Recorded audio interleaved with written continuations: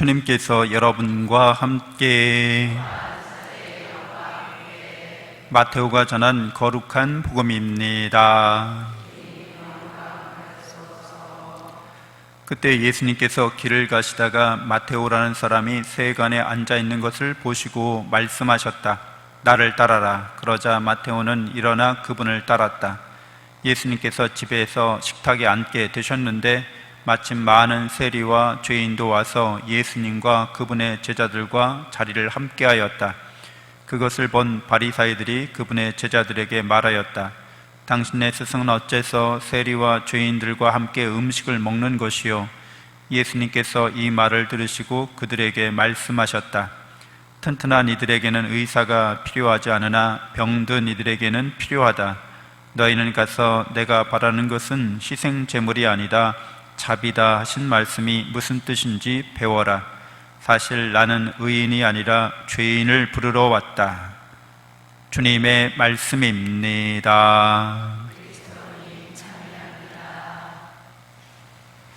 참 예수님, 하나님의 복동이 고맙습니다. 고맙습니다. 네, 잘 아시는 것처럼 마테오는 세리라는 그런 로마 제국의 앞잡이가 되고 착취하는데 억압하는데 하수인으로서 매국노와 같은 사람이었습니다. 우리도 일제치하 때 이렇게 일본 제국주의에 앞장서서 동족을 괴롭히던 사람들을 매국노라고 우리 그렇게 아주 죄인 취급하죠. 상죄인인 거죠. 죄인 중에 죄인입니다. 그래서 마테오는 그 세리라는 직업을 택하게 된 이유가 있겠죠. 너무나 가난하고 힘든 가정에서 머리는 똑똑하고 좋은데 이렇게 마땅한 일자리도 없고 주위 사람들로부터 이렇게 좋은 평판이나 대우를 받지 못하는 처지여서 그렇게 할 수도 있는 거죠. 가족들이 위급한 상이 있었거나 돈으로 해결해야 되는 문제가 있었을 때, 그래서 아마 어떤 사정이었건 이유였겠건 그 세리라는 직업을 택한 거죠. 근데 그 마테오라는 사람에게는 돈을 추구하는 게 그 돈에 대한 사랑, 또 돈을 통해서 자기가 사랑하는 사람들을 지키려고 하는 그런 마음이 있었던 거겠죠. 근데 잘 알다시피 그렇게 세리 역할에 충실하면 충실할수록 주위 사람들과의 관계는 더 안 좋아지는 거죠. 주위 사람들에게 선을 행하지 않고 악을 끼쳐주는 사람이 된 거니까. 그래서 마테오는 인간적으로 이렇게 고뇌 속에 있는 거잖아요. 이게 진퇴양난이라고 하죠. 내가 살기 위해서는 돈이 있어야 되는데, 또 권력이 있어야 되는데, 돈과 권력을 추구하고 사랑하다 보니까 다른 사람들에게 악을 행하는 사람이 돼 있는 거니까, 이거 내가 그래서 악을 행하면서 살고 싶은 마음은 없는데 내가 삶의 이러한 조건과 환경을 벗어나기 어려운 거죠. 그래서 마테오가 아마 많이 고민하고 고뇌했을 거라고 우리는 이렇게 묵상할 수 있죠. 근데 예수님을 만나게 되는 거죠. 예수님에 대한 소문을 듣게 됩니다. 그래서 예수님의 말씀을 아마 친구들을 통해서 직접 가기도 하고 들었겠죠. 그리고 예수님하고 인사도 했겠죠. 자기의 고민이나 고뇌도 얘기했겠죠. 예수님이 어느 날 초대하시는 거예요. 당신을 따르라고. 새로운 길을 보여주시는데, 마테오가 이렇게 따를 수 있었던 이유는 열렬히 뭔가를 사랑하는 사람이었기 때문에 그 사랑의 대상을 이제 거짓 사랑이 아니라 참 사랑으로 이렇게 바뀌었을 때 그만큼 내가 돈을 사랑하고 또 가족을 사랑하고 이 세상을 사랑했던 것만큼의 그 에너지를 이제 하느님을 사랑하는 대로 이렇게 전환시키는 거죠. 그래서 뭔가를 열렬히 사랑하는 사람들은 참사랑을 깨닫게 됐을 때 하느님의 사랑으로 이렇게 잘 전환이 됩니다. 그래서 마테오는 정말 죄인이었지만, 하나님을 사랑하지 않는 죄인이었지만, 그러나 하나님을 사랑하고 싶은 죄인이기도 했던 거죠. 그런데 하나님을 사랑하는 길을 이제 예수님과 함께 걸어가기 시작합니다. 그래서 우리들도 죄인이라고 오늘 예수님이 말씀하시는데, 바리사이파들은 자기가 죄인이라고 생각 안 하는 거죠. 그래서 다른 사람들을 죄인으로 판단합니다. 바리사이파인들은 그래서 하느님의 사랑이 그렇게 절실하게 필요하지 않았어요. 왜?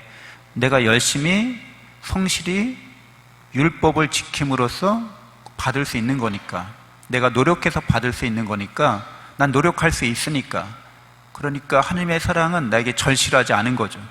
근데 그런 것들을 우린 사랑이라고 하지 않는 거죠. 절실해야 사랑인 거잖아요. 그거 없으면 죽을 것 같은 그런 거죠. 사랑하는 사람들이 사랑에 불타오를 때 나는 다른 건 다 필요 없고 너만 있으면 돼. 너만 있으면 난 행복해. 그러잖아요. 사랑으로 불타오르고 있는 거죠. 너 없이도 난 살 수 있어. 너를 대체할 수 있는 게 엄청 많아. 그러니까 너는 있으나마나한 존재야. 사랑하는 사람이 아닌 거죠. 그래서 이 바리사이파인들은 그렇게 사랑에 절실하지 않습니다. 그래서 나쁜 사람들은 아니지만 좋은 사람도 아닌 거죠. 좀 이상한 사람들이기도 해요.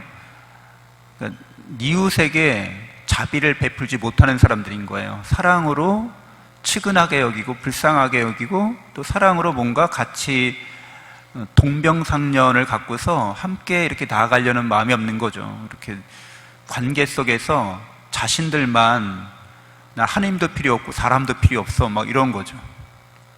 굳이 나는 그런 나 외에 다른 존재들이 필요 없어, 이렇게 말합니다. 이런 사람들은 실제로 하느님 나라에 가기 정말 어려운 거죠. 하느님을 절실히 필요로 하지 않으니까. 근데 이 마테오라는 세관장 세리는 하느님이 절실히 필요했습니다. 그래서 하느님께로 예수님을 따라서 가면 갈수록 더 목마르고 더 갈증이 납니다. 물론 충족되면서도 더 큰 사랑의 충족을 향해 나아가려고 하는 거죠. 그래서 마테오 복음서를 이 마테오가 썼다고 우리가 전해지고 있는데 순교회까지 이르게 됩니다. 목숨을 바치는 것까지도 사랑하는 주님을 위해서 기꺼이 바치겠다는 태도를 보이는 거죠. 그래서 우리들도 살아가면서 우리가 하나님을 사랑하는가? 이렇게 묻는 거죠. 절실한가? 이렇게 불타오르고 있는가? 아니면 하나님 없이도 나는 살 수 있다고 생각하는가? 내가 바리사이적인 믿음을 갖고 있는 게 아닌가? 아니면 내가 예수님을 따르기 전에 마테오처럼 세상을 사랑하면서 죄의 길로 가고 있는가? 악의 길로 가고 있는가?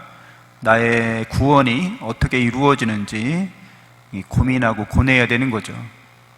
예수 그리스도께서 우리에게 구원의 기쁜 소식을 전하십니다.